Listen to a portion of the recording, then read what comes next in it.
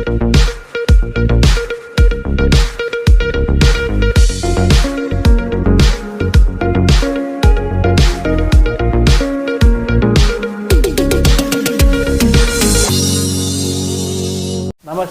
KVC news స్వాగతం. ప్రతిక్షణం సామాన్యుడి పక్షం. నేను మీ చలపతి. నేటి వార్త. చంద్రబాబు నాయుడు గారి యొక్క నాయకత్వంలో కూటమి ప్రభుత్వం ఏర్పడి 5 మాసాలు కూడా పూర్తి కూడా అయింది. అనేకమైన హామీలు కూడా ఎన్నికల సమయంలో కూడా ఇవ్వడం జరిగింది. ముఖ్యంగా వారు కూటమి ప్రభుత్వం అధికారంలోకి వస్తే సూపర్ 6 అని చెప్పేసి ఇవ్వడం. 5 మాసాల తర్వాత మొన్న 11వ తేదీ బడ్జెట్ అనేది కూడా ఎప్పుడు జరగలేదు. స్వాతంత్రం వచ్చేప్పటి నుంచి అంత ఆలస్యంగా కూడా బడ్జెట్లో ప్రవేశపెట్టేటప్పుడు కూడా అరకొర నిధులతో కొన్ని హామీలకైతే కనీసం ఆ ఊసే కూడా ఎత్తను కూడా ఎత్తలేదు. ఎక్కడ కానీ హామీలకు ఎక్కడ కేటాయింపులు లేవు. ఆ హామీలు ఇచ్చినామనేది కూడా మర్చిపోయే పరిస్థితి కూడా బడ్జెట్లో కూడా ఇవన్నీ కూడా చేసాం. ఈ రకంగా ప్రజలను పూర్తిగా కూడా మోసం. మామూలు అంటే అతను మామూలు ఎప్పుడు ముఖ్యమంత్రి అయినా కూడా ఇదే పరిస్థితి అంతా కూడా ఎక్కడ కానీ లేదు. కనీసం హామీలు కూడా అమలు పరుస్తా నమ్మకం కూడా లేకుండా పరిస్థితి కూడా ఈరోజు ఉంది.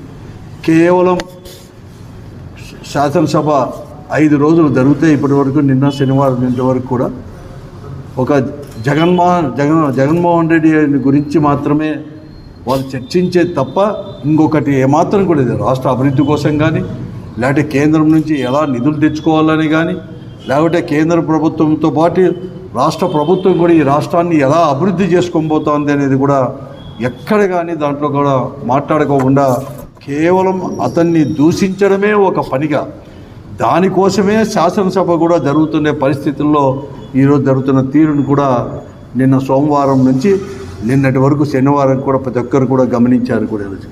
ఇది ఒకటే కాదు, ఎందుకో దురదృష్టమే కానీ చంద్రబాబు నాయుడు గారు ఇప్పటికే 14 సంవత్సరాలు 4వ మారు కూడా ముఖ్యమంత్రి కూడా కావడం జరిగింది. 2 మార్లు ఈ రాష్ట్రం విడిపోయిన తర్వాత ముఖ్యమంత్రిగా ఉండడం, తర్వాత రాష్ట్రం ఆంధ్రప్రదేశ్ కలిసి ఉన్నప్పుడే, తెలంగాణ ఇవన్నీ ఉన్నప్పుడే ఆ రోజు కూడా ముఖ్యమంత్రిగా ఉండడం కూడా జరిగింది. ఎప్పుడు ముఖ్యమంత్రి ఉన్నా కూడా చంద్రబాబు నాయుడు గారు ముఖ్యంగా సీమకు ఈ రాయలసీమ వాసి అని చెప్పుకోవడమే కానీ, రాయలసీమ వాసి అని చెప్పుకొని రాజకీయంగా అతను లబ్ధి పొందిండొచ్చేమో కానీ ఈ రాయలసీమకు మాత్రం ఎప్పుడు ముఖ్యమంత్రి అయినా కూడా తీవ్రమైన అన్యాయం కూడా జరుగుతూ ఉండేది కూడా అందరూ కూడా గమనించేటారు. గతంలో కానీ ఇప్పుడు కూడా అందరికీ కూడా తెలుసు కూడా ఈ రాష్ట్రం అనేది కూడా మొట్టమొదటిగా ఈ అంతా కూడా రాయలసీమ ఇవన్నీ కూడా మనమంతా కూడా ఆంధ్ర రాష్ట్రం అంతా కూడా తమిళనాడులో అంటే మద్రాసు రాష్ట్రంలో ఉండేవాడు, ప్రెసిడెంట్స్ రాష్ట్రంలో. తర్వాత ఈ భాషా సంయుక్త రాష్ట్రాలు అని చెప్పి ఏర్పడిన తర్వాత మళ్ళీ కూడా హైదరాబాదు విలీనమైన తర్వాత ఆంధ్రప్రదేశ్ ఏర్పడినప్పుడు అప్పుడు వచ్చేసి శ్రీబాగ్ ఒప్పందం అని చెప్పి పెద్ద మనుషుల ఒప్పందం కూడా జరిగి ఒక క్యాపిటల్ కానీ రాయలసీమకు ముఖ్యంగా, ఎందుకంటే ఆంధ్ర రాష్ట్రం ఏర్పడినప్పుడు కర్నూలు రాజధానిగా చేసుకున్నాం కాబట్టి అది తీసుకున్నాం కాబట్టి, లేకపోతే హైకోర్టు అయినా పెట్టాలని చెప్పేసి కూడా ఆ రోజు శ్రీబాగ్ ఒప్పందం కూడా చేసుకున్న విషయం కూడా అందరికీ కూడా తెలిసిన విషయమే. కానీ ఇన్ని సంవత్సరాలు కలిసి ఉన్నప్పుడు కానీ మళ్ళీ కూడా జరగలేదు. కానీ జగన్మోహన్ రెడ్డి గారు ముఖ్యమంత్రి అయిన తర్వాత మొట్టమొదటిగా కూడా అన్ని ప్రాంతాలు, ఎందుకంటే రాష్ట్రం అనేది కూడా విడిపోయింది. ఇప్పటికే ఒకటి మద్రాసు రాష్ట్రంలో నుంచి కూడా ఒకటి విడిపోయాం. అలాగే మళ్ళీ కూడా ఆంధ్రప్రదేశ్ ఏర్పడి మళ్ళీ తెలంగాణ కూడా ప్రత్యేకంగా ఏర్పడింది కాబట్టి ఇవంతా కూడా ఈ తారతమ్యాలు కానీ, లేకపోతే ప్రాంతీయ అభిప్రాయ భేదాలు, లేకపోతే ప్రాంతీయంగా కూడా మా ప్రాంతం అభివృద్ధి కాలేదని చెప్పేసి ఇవన్నీ కూడా భావాలు భవిష్యత్తులో రాకుండా ఈ రాష్ట్రం విడిపోకూడదని చెప్పి అన్ని ప్రాంతాలు కూడా 3 ప్రాంతాలు కూడా అభివృద్ధి కావాలని చెప్పేసి ఏకైక లక్ష్యంతో కూడా ఈరోజు కూడా 3 రాజధానులు అని చెప్పేసి పరిపాలనా రాజధాని కానీ, శాసన రాజధాని, మరి ముఖ్యంగా సీమ ప్రాంతాన్ని అంతా కలిసి కూడా న్యాయ రాజధాని అని చెప్పి పేర్లు పెట్టినా కూడా ఇక్కడ కూడా కర్నూలు కేంద్రంగా తీసుకొని రాయలసీమ అంతా కూడా అభివృద్ధి చేయాలని చెప్పి ఇండస్ట్రీస్ ఇవన్నీ తీసుకొని రావాలని చెప్పేసి కూడా నిర్ణయించడం. దాంట్లో భాగంగానే హైకోర్టును తీసుకొచ్చేసి కర్నూలులో కూడా తీసుకొని రావడం ఇవన్నీ కూడా చేయడం కూడా జరిగింది.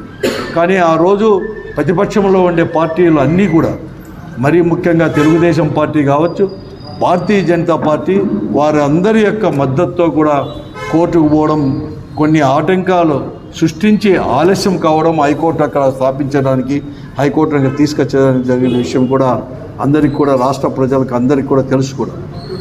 ఈ సందర్భంలో హైకోర్టులో అక్కడ కోర్టులో సుప్రీంకోర్టులో తెగేంత లోపల కూడా ఇక్కడ కూడా వచ్చే లా కాలేజ్ తీసుకొని నేషనల్ లెవెల్లో కూడా లా కాలేజ్ తీసుకొని రావాలని చెప్పి కర్నూలులో ఒక 100 acres కేటాయించడం, అక్కడ శాంక్షన్ చేయడం, అలాగే బార్ కౌన్సిల్ కూడా దానికి ఒప్పుకోవడం నేషనల్ లా కాలేజ్కు. వాటితో పాటు కూడా హెచ్ఆర్సీ అంటే మానవ హక్కుల కమిషన్ కార్యాలయము, అలాగే లోకాయుక్త కోర్ట్స్ ఈ రెండు కూడా అక్కడ చేసి బిల్డింగులు కూడా కట్టి పనులు కూడా ప్రారంభం కూడా అయిపోయినాయి కూడా. కానీ తర్వాత ఈ రాష్ట్రంలో జరిగిన పరిణామం వల్ల జగన్మోహన్ రెడ్డి గారు ముఖ్యమంత్రిగా దిగిపోవడం, మళ్ళా కూడా చంద్రబాబు నాయుడు నాయకత్వంలో ప్రభుత్వం ఏర్పడిన తర్వాత మరొకమారు ఈ సీమకు కూడా పెద్ద అన్యాయం కూడా చేసుకోబోతున్నారు.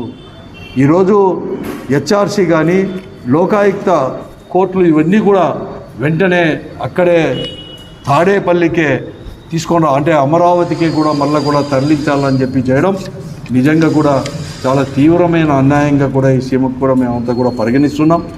ఇది ఎప్పుడు కానీ పెద్ద ద్రోహం కూడా ఈరోజు కూడా పెద్ద ఎత్తున కూడా ద్రోహం చేసినట్లు ఈ ప్రాంతానికి కూడా. ఎందుకంటే రాయలసీమ ప్రాంతం అనేది కూడా అభివృద్ధి కావాలంటే వీటితో పాటు కూడా ఇండస్ట్రీస్ ఇవన్నీ రావాలి.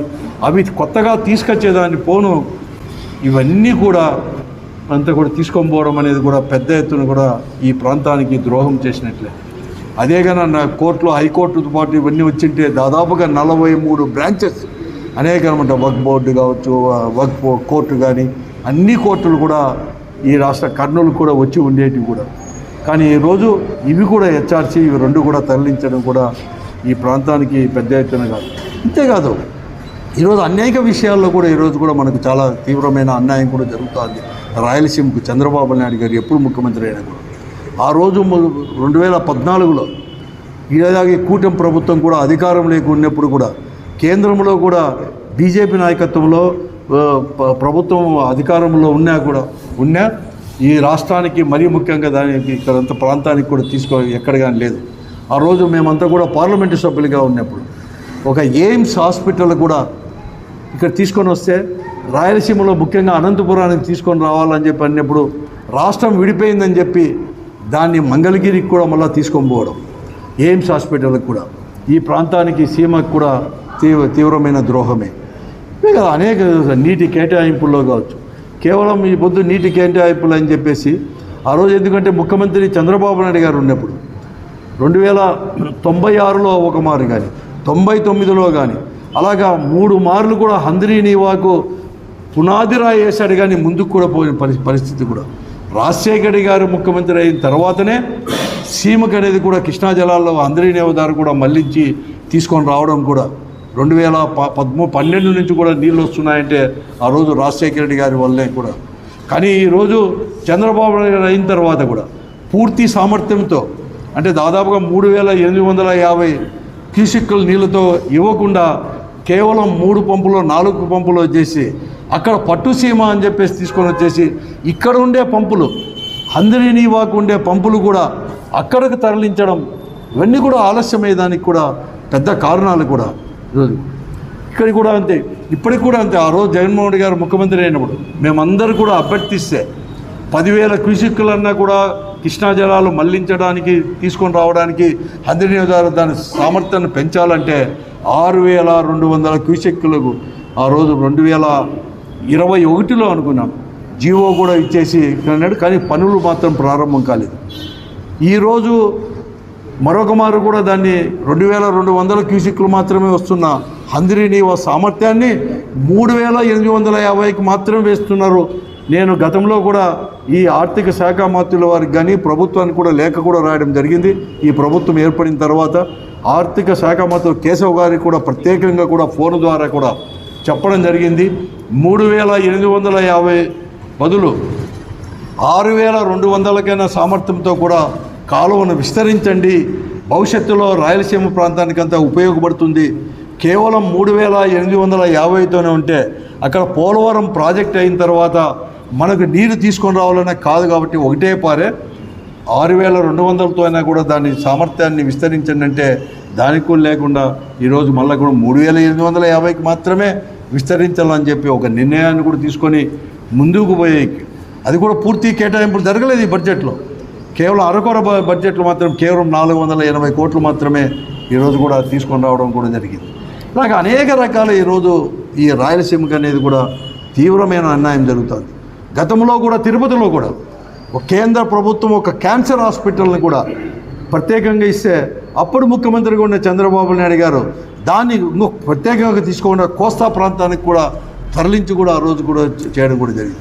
ఇలాగ ప్రతి ఒక్క నుంచి కూడా రాయలసీమకి అనేది కూడా పెద్ద ఎత్తున కూడా చంద్రబాబు నాయుడు గారు ముఖ్యమంత్రి అయినప్పుడు ద్రోహం కూడా చేస్తూ ఉంది. ఈరోజు నేను ఒకటే అడుగుతున్నాను, ముఖ్యంగా భారతీయ జనతా పార్టీని కూడా వాళ్ళు కూడా రాయలసీమకు అనేకమైన కూడా తీర్మానాలు కూడా చేయడం జరిగింది. మరీ ముఖ్యంగా ఈరోజు పార్లమెంటు సభ్యురాలు అలాగే బీజేపీ రాష్ట్ర అధ్యక్షురాలైనటువంటి పురంధేశ్వరి నాయకత్వంలో కూడా కర్నూలులో కూడా ఒక తీర్మానం కూడా పెద్ద సమావేశం ఏర్పాటు చేసి హైకోర్టు కర్నూలుకు రావాలని చెప్పి కూడా తీర్మానం జరిగింది. ఈరోజు భాగస్వామ్యంగా ఉన్నారు భారతీయ జనతా పార్టీ కూడా ఇక్కడ రాష్ట్రంలో కూడా. కానీ ఈరోజు వారు ఏమాత్రం మాట్లాడుకోకుండా చంద్రబాబు నాయుడు గారు తీసుకున్న నిర్ణయానికి ఈ ప్రాంతానికి ద్రోహం చేస్తుంటే కూడా నోరు కూడా మెదపకుండా మౌనం పాటిస్తున్నారు. ఇది కూడా పెద్ద ఎత్తున కూడా భారతీయ జనతా పార్టీ చేసే ద్రోహం ఈ రాయలసీమకు. అందుకోసమే ఇప్పటికైనా చంద్రబాబు నాయుడు గారు ముఖ్యంగా రాయలసీమ ప్రాంతానికి సంబంధించిన ప్రజాప్రతినిధులందరూ కూడా శాసనసభ్యులు, పార్లమెంటు సభ్యులు, మంత్రులు ముఖ్యంగా అందరూ కూడా కలిసి చంద్రబాబు నాయుడు గారితో మాట్లాడి మరొక మారు కూడా హైకోర్టుతో పాటు ఈరోజు ఎక్కడైతే తరలించాలని చెప్పి తీసుకొని పోతున్నారో లోకాయుక్త హెచ్ఆర్సీ ఇవన్నీ కూడా కర్నూలులోనే మళ్ళీ యథాస్థానానికి కూడా తీసుకొని రావాలని చెప్పి, అటువంటి తీసుకొని రాకపోతే ఈ సీమ ప్రజలందరూ కూడా పెద్ద ఎత్తున కూడా ఉద్యమం కూడా చేపడతారని చెప్పేసి కూడా ఈరోజు ఈ రాష్ట్ర ప్రభుత్వాన్ని హెచ్చరిస్తున్నాను. అంతేకాకుండా భవిష్యత్తులో ఇటువంటి నిర్ణయాలన్నీ కూడా మరొక చీలకు కూడా ఏర్పడే కూడా అవకాశాలు ఉంటాయి. దానికి మార్గం మీరే సుగమం చేస్తున్నారని చెప్పేసి కూడా గ్రహించాలని చెప్పేసి ముఖ్యంగా చంద్రబాబు నాయుడు గారికి మేమంతా కూడా విజ్ఞప్తి చేస్తున్నాం. డీసెంట్రలైజ్ కావాలని చెప్పి ఈరోజు కూడా అంటున్నారు.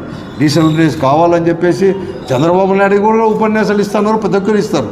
డీసెంట్రలైజేషన్ భాగంగానే ఇవన్నీ కూడా అంటే అక్కడ పరిపాలనా రాజధాని కావచ్చు, లేకపోతే శాసన రాజధాని కానీ పేర్లు ఊరికే పెట్టినచ్చు, కానీ ఇవన్నీ కూడా డీసెంట్రలైజేషన్లో భాగంగా కూడా మరొక మారు భవిష్యత్తులో ఈ రాష్ట్రం విడిపోకూడదని, ఇవన్నీ కూడా కలిసి ఉండాలని చెప్పేసి అన్ని ప్రాంతాలు, ఇవి కేవలం ప్రాంతాలే కాదు అన్ని జిల్లాలు కూడా ఈరోజు కూడా అభివృద్ధి కావాలని చెప్పేసి డీసెంట్రలైజేషన్లో ఇవన్నీ కూడా తీసుకొని రావడం, ఇక అంతేకాదు సచివాలయం తీసుకొని రావడం కూడా డీసెంట్రలైజేషన్లో భాగమైంచారు ముఖ్యంగా జగన్మోహన్ రెడ్డి. కానీ చంద్రబాబు నాయుడు గారు మళ్ళీ అన్నీ అమరావతి ఒకటి అతను తెలుసుకోవాల్సింది ముఖ్యమంత్రి చంద్రబాబు నాయుడు గారు, రాష్ట్రం ఆంధ్రప్రదేశ్ అంటే కేవలం అమరావతి లేకుంటే ఒక ప్రాజెక్టు మాత్రమే కాదు. ఈరోజు కూడా తీసుకొని వచ్చేసేది కూడా పోలవరం ప్రాజెక్టు లేకపోతే రాజధాని అమరావతి మాత్రమే కాదు, అన్ని ప్రాంతాలు కూడా కలిసి ఉండేవాడు 13 కావచ్చు, ఈరోజు 26 జిల్లాలు కావచ్చు, అన్ని ప్రాంతాలు సమానంగా అభివృద్ధి చేసడానికి ప్రణాళిక రూపొందించి చిత్తశుద్ధితో దాన్ని అమలుపరిచినప్పుడే రాష్ట్ర సమగ్ర అభివృద్ధి అనేది కూడా జరుగుతుంది, కానీ లేకుంటే కాదు. ఇంతటితో నేటి వార్త సమాప్తం. మరిన్ని వార్తా విశేషాలతో మీ ముందుకు వస్తుంది KV's news. Until then signing off మీ కేవీ చలపతి.